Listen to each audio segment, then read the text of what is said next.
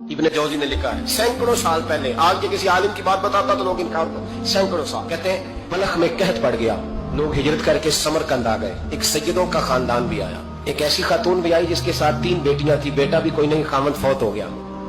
मस्जिद के साथ मेहमान खाने बने होते थे, वहां उसने बच्चों को ठहराया और निकली समरकंद में कि कोई आदमी मिल जाए और उससे कहूं कि थोड़ी सी मदद हो।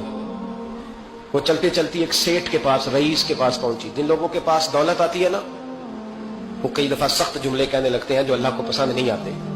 वो सेठ के पास गई तो जाके कहने लगी मैं गरीब हूँ, परेशान हूँ, बलख में कहत है, सारा जमाना जानता है, तो मैं इसलिए समरकंद आई हूँ, बेटियों का साथ है, न रहने को जगह है, न खाने को रोटी है, न पहनने को कपड़ा है, मेहरबानी कर थोड़ी मदद कर। कहने लगा हो कौन? तो उस सैयदादी ना कान आगे करके, हाँ किसी के भी हालात सख्त आ सकते हैं, अल्लाह से डरना चाहिए, कान आगे करके ना कहने लगी मैं सैयदादी और यहाँ मेरा अपना कोई नहीं, मेहरबानी कर।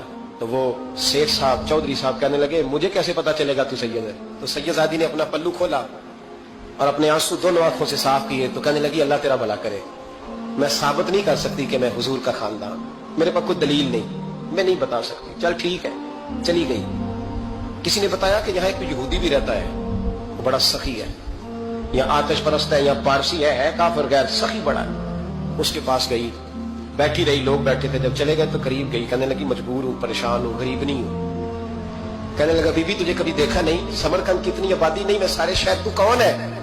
तो कहने लगी तारुफ ना ही पूछे तो अच्छा है। उसने कहा चलो अगर पता चल जाए तो। कहने लगी मैं मुसलमानों के नबी की औलाद हूँ, मुसलमानों।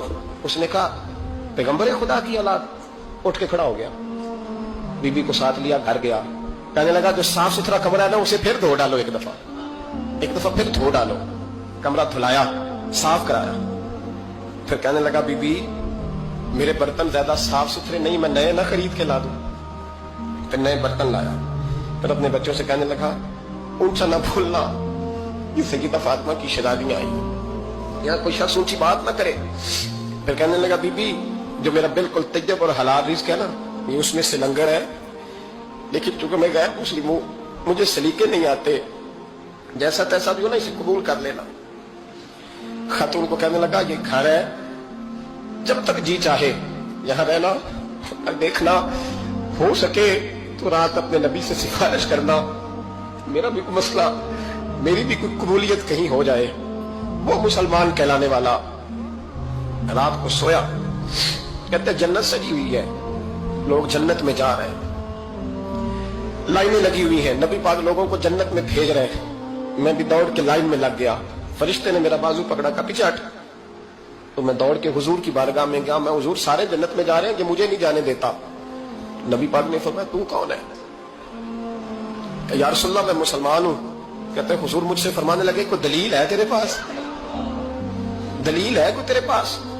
मैं चुप कर गया। फरमाया मेरी बेटी तेरे दरवाजे पर आ ही गई थी तो तू दलीलें पूछने लग गया था। हम जा दौड़ जा। सवेरे आंख खुली तो गलियों में ढूंढता फिरता है, तलाश करता फिरता है, कोने कोने में जाता है, वो सादात का घराना कहाँ है। ढूंढते ढूंढते उस गैर मुस्लिम के दरवाजे पे जाके पहचान लिया तो कहने लगा खुदा का वास्ता, जो तूने नौकरी की है ना इनकी मुझसे 11 गुना ले ले, ये सादात का घर मुझे दे दे। तो कहने लगा कल तू आता तो शायद बात और होती, आज बात और है। उसने कहा मेहरबानी कर। कल नहीं, कल तू आता तो मामला और था, आज मामला आज और है, रंग बदल गया है, हालात तब्दील हो गए हैं, अब तू देख दाख के आया, जा दौड़ जा। कहने लगा नहीं मेहरबानी कर, दे दे। तू गैर मुस्लिम में तेरा क्या ताल्लुक? कहने लगा चुप कर, गैर मुस्लिम में कल तक था, कल से सैयदों से प्यार किया है तो मेरे हालात संवर गए हैं। वो जो नजारे तूने रात ख्वाब में देखे हैं मैंने जागती आंखों से देखे हैं।